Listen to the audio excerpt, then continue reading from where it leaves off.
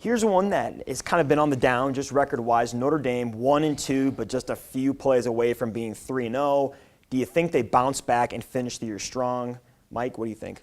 I think you have to sell this team. I think they've got 4 or 5 games that are pretty much going to be guaranteed wins. But you look, they've got Stanford coming to South Bend. That's going to be a tough game. The way Stanford's playing the quarterback and Andrew Luck. You look, they've got to play at Boston College. They've got to play Pittsburgh, Utah, and USC. A lot of tough games in there. And so far, they haven't been able to pull out close games against better opponents. So I think you have to sell. Jake? I'm going to buy Notre Dame right now. Mike actually has picked Notre Dame to win the past 2 weeks. I picked them to lose. I've been right in the past, but now I am going to buy some Notre Dame stock. I think a lot of people are down on them, jumping off the Notre Dame bandwagon as Mike is, but they have lost 2 close games. They played relatively well in those 2 games. I think Brian Kelly's going to figure it out. They do play Stanford this week. It's going to be a tough test, but if they can figure out a way to win those close games, I think they'll be able to surprise some people in the future.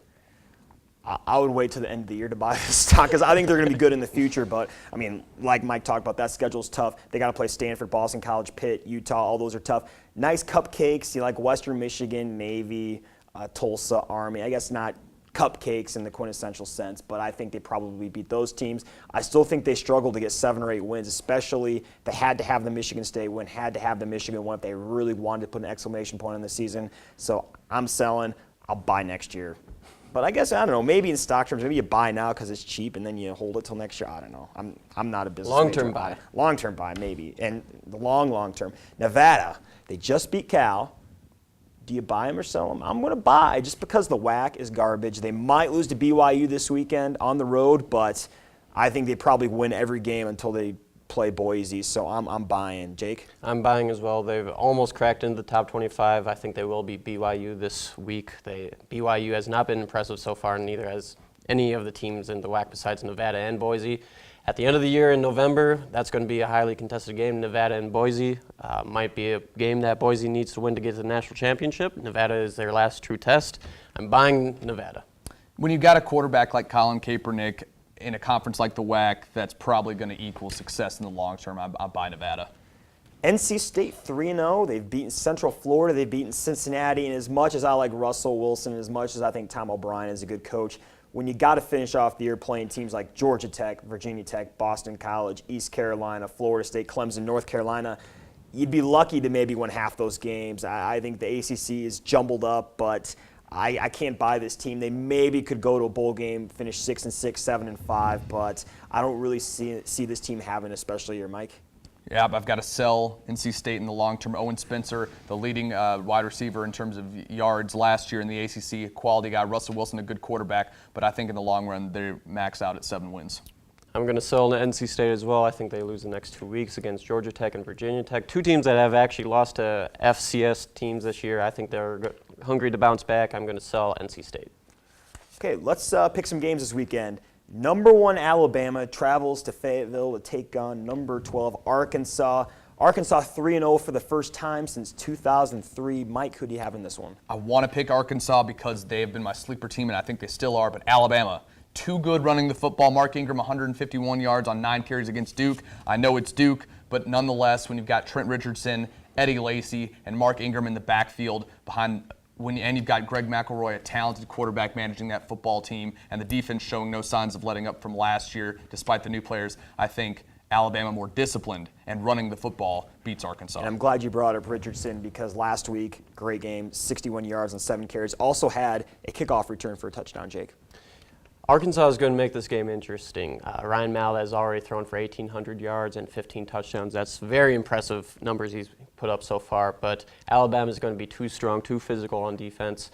Mark Ingram, some people didn't know how he'd come back after the knee surgery. He's responded with a huge game, 151 yards, as Mike said, 17 yards per carry, 2 touchdowns. I think Alabama wins this week. I think I'm going to pick Alabama to win every game until they finally lose one. I mean, they are on an impressive streak right now, dating back to the last 2 regular seasons, not losing a regular season game.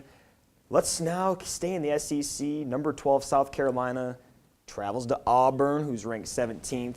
It's the best rushing team in Auburn versus the best rush defense in South Carolina. And as I kind of alluded to earlier, I'm actually going to go with South Carolina, and I know I shouldn't because South Carolina always starts the year off strong and then they lose, but Steven Garcia averaging 190 yards through the air, Marcus Lattimore averaging 111 yards a game, Jeffrey, a receiver, averaging over 100 yards in receiving yards.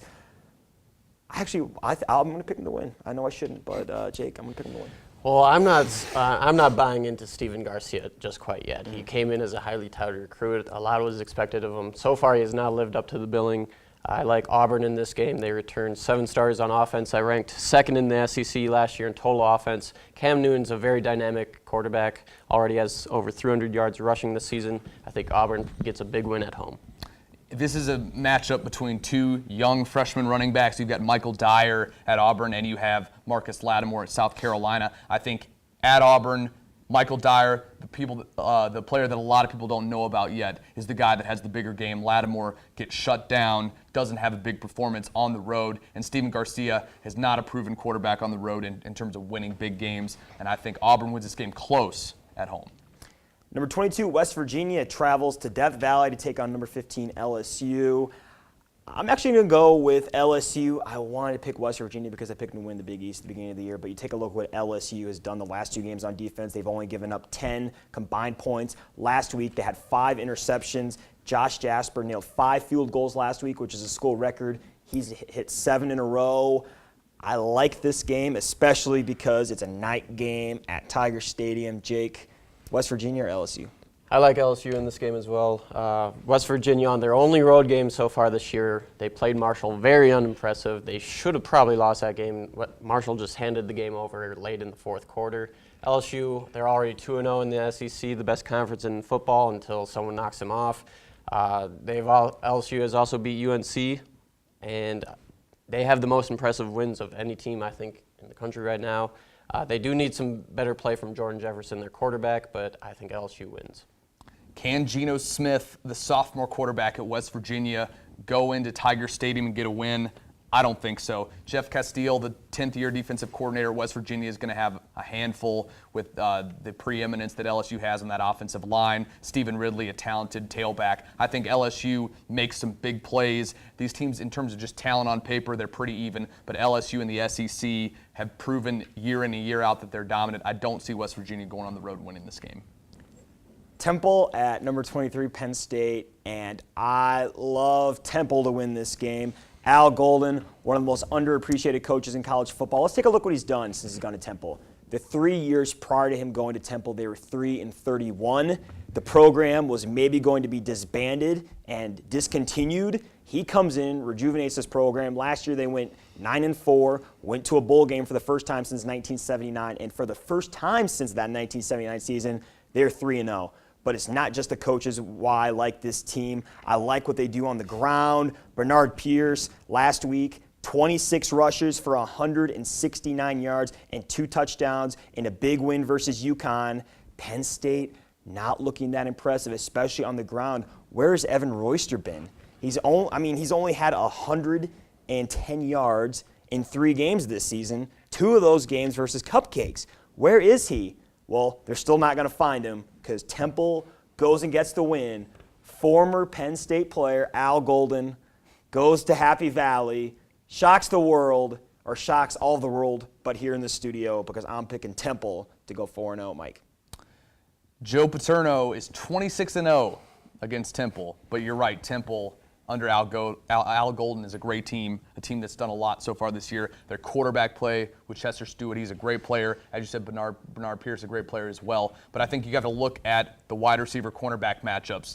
Derek Moy and Brett Brackett are both 6'5" and 6'6". The starting cornerbacks for Temple are 5'10" and 5'11". I think there's going to be some huge matchup problems for Temple down the field, passing the football. And the reason Evan Royster's not running the football well is Penn State's offensive line, despite their experience, is just not that talented outside of Stefan Wisniewski. So Penn State, before they come into Iowa in 2 weeks, really needs to get a running game down because if they're one-dimensional, they're going to have a hard time winning in the Big Ten. But I like Penn State closer than the experts think in this one.